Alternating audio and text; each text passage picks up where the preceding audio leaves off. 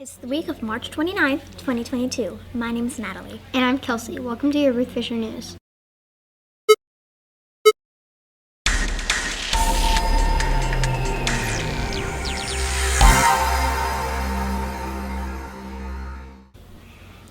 A school bus-sized object, which has been orbiting in space at about 5,600 miles per hour since 2014, crash-landed on the moon early this month.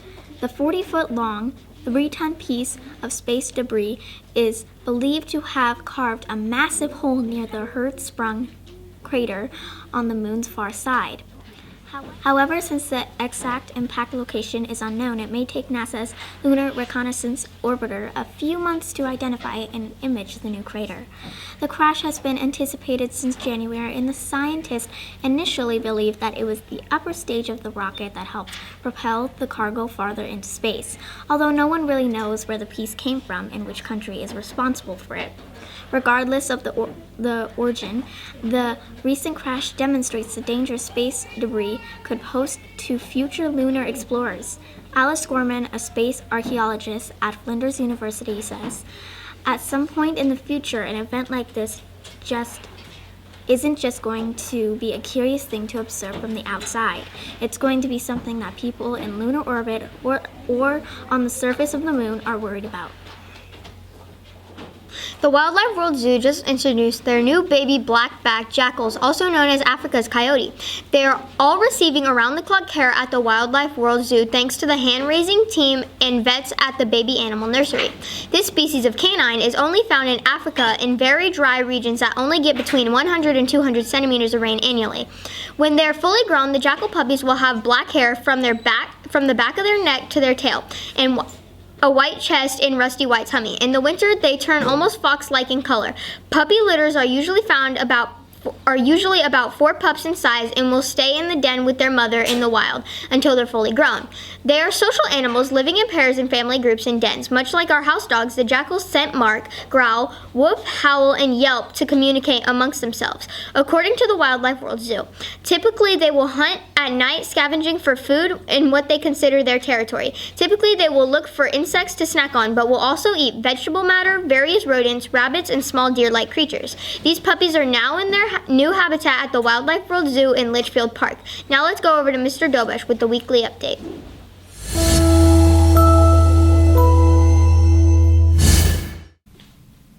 And making sure that your work is shown for each problem as you work through those math tests.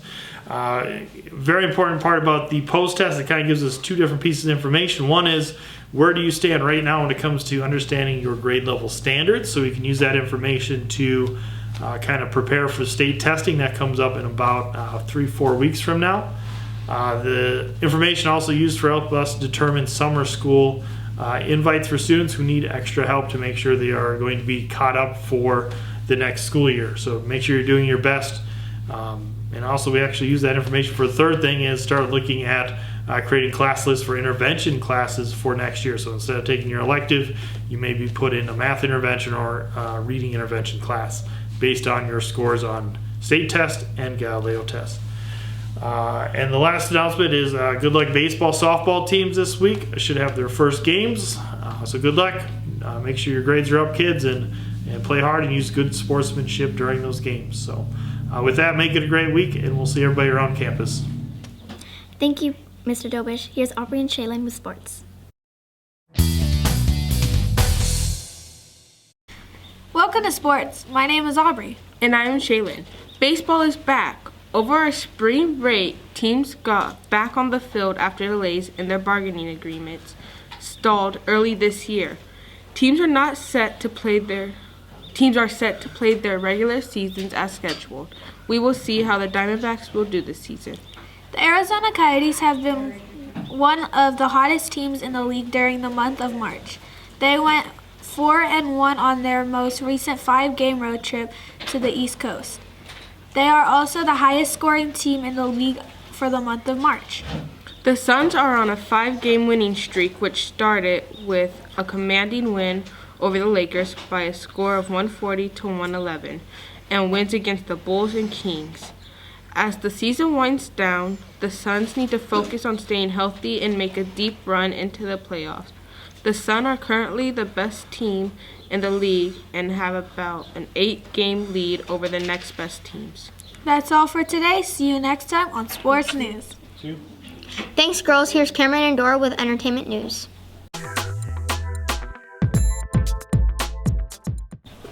Welcome back to Entertainment News. I am Cameron. And I am Dora. Well, it's almost April, which means that it's probably going to be the last month of nice weather before it gets too hot outside to enjoy all that Arizona has to offer. Let's take a look at some of the outdoor activities you could check out before the summer heat.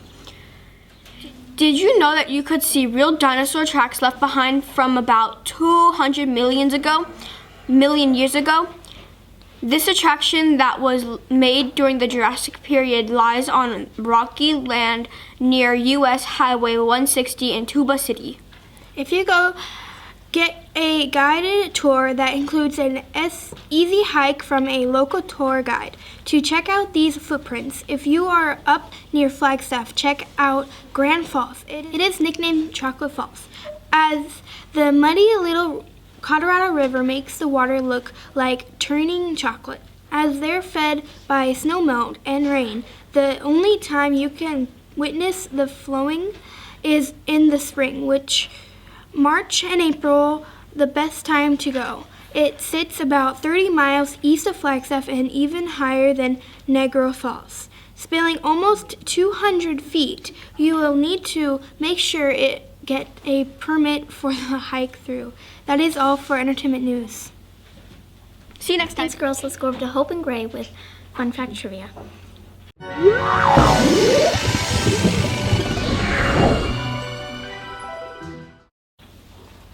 Welcome to Fun Fact Trivia. My name is Gray. And I'm Hope. Did you know that today is National Mom and Pop Business Owners Day? This day honors all small businesses owners each year on March 29th. Some small businesses are a vital part of the United States economy, and the critical role they play is sometimes overlooked. Consumers can show them much-deserved appreciation by shopping locally at small businesses. Your question today is approximately how many small businesses are there registered across the U.S.? A, 15 million, B, 27 million. or C, 35 million. You have 10 seconds to make your decision.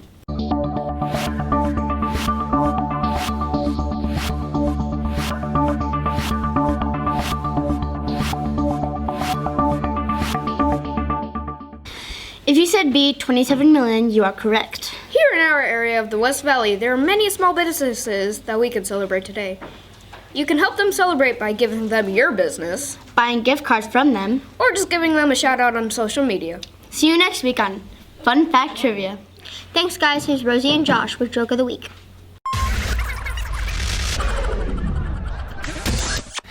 Hello and welcome to Joke of the Week. My name is Rosie. And I'm Josh. Okay, Josh, what is your joke? Why did the kid throw the clock out of the window? I don't know. Why did the kid throw the clock out of the window? To see time fly.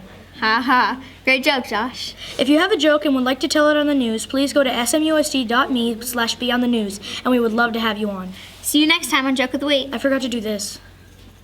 Thanks, guys. Let's go over to Gabriel and Charlie with This Week in History.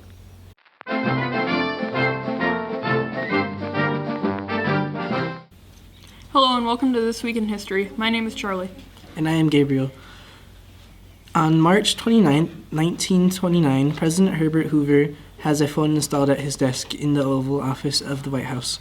It took a while to get the line to Hoover's desk working correctly, and the president complained to the aides when his son was unable to get through on the Oval Office phone from an outside line.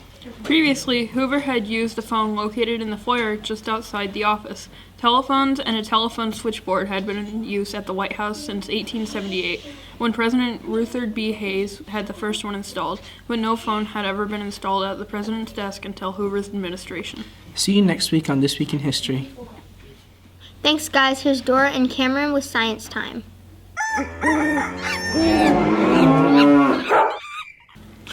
Welcome to Science Time. My name is Dora. And I am Cameron. In January 1992, two comic objects forever changed our galaxy. For the first time, we had revealed evidence of extrasolar planets, or exoplanets, orbiting a star. To be precise, 5,005 exoplanets are now documented in the NASA Exoplanet Achievement, every one with its own unique characteristics. Each and every one of these exoplanets have appeared in peer-reviewed research and have been observed using multiple I can't pronounce it. Direction. So it's peer reviewed. Each and every one of these exoplanets have appeared in peer-reviewed research and have been observed using multiple direction techniques or methods of analysis. There are currently about 3,000 more discoveries that are waiting to go through the peer-reviewed process in hopes of being confirmed exoplanet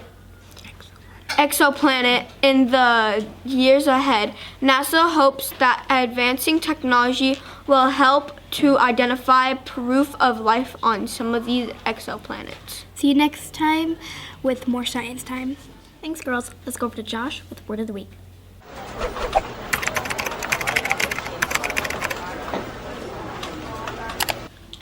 Welcome to Word of the Week. My name is Jay, reporting live from Siberia. This week's word is wind. Wind is a verb and it means to proceed on. Here's how you can use it in a sentence. Hikers wend along the marked trails to the top of the mountain, which provides a panoramic view of the area towns. See you next time on Word of the Week. Thanks, Josh. Dex Robotics will be selling candy this Thursday after school as they are trying to raise money for their upcoming trip to the World Finals in Dallas, Texas. Thanks. That is all for this episode of Ruth Fisher News. See you next week. Go!